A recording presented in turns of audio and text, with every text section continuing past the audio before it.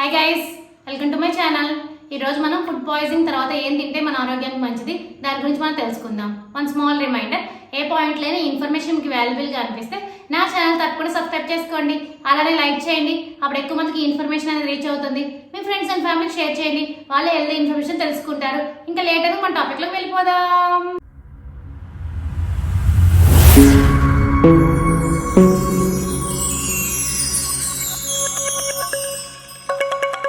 కలుషిత ఆహారం తినడం వల్ల ఒక్కోసారి ఫుడ్ పాయిజనింగ్ అనేది జరుగుతుంది.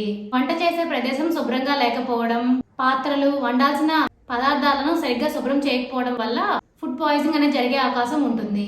ఆహార పదార్థాల ద్వారా చెడు బ్యాక్టీరియా అనేది మన లోపలికి ప్రవేశించి జీర్ణ వ్యవస్థను దెబ్బతీస్తుంది. దీనివల్ల వాంతులు, నీళ్ల విరోచనాలు, కడుపు నొప్పి వచ్చే అవకాశం ఉంటుంది. ఈ సమయంలో అలసటగా కూడా అనిపిస్తుంది.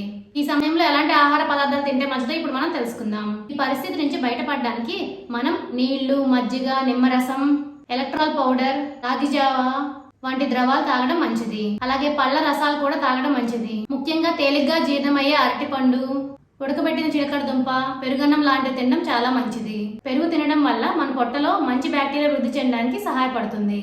కారం, అలానే మసాలాలు ఎక్కువగా ఉండే ఆహార పదార్థాలు, ఫ్రైడ్ ఐటమ్స్, మైదాతో చేసిన ఆహార పదార్థాలకు దూరంగా ఉండాలి. ఇప్పుడు అర్థమైంది కదా మీ అందరికీ ఫుడ్ పాయిజనింగ్ అయినప్పుడు ఎలాంటి ఆహారం తింటే మన ఆరోగ్యానికి మంచిది అనేది. For more videos please like, share, subscribe my channel. Thank you for watching my video.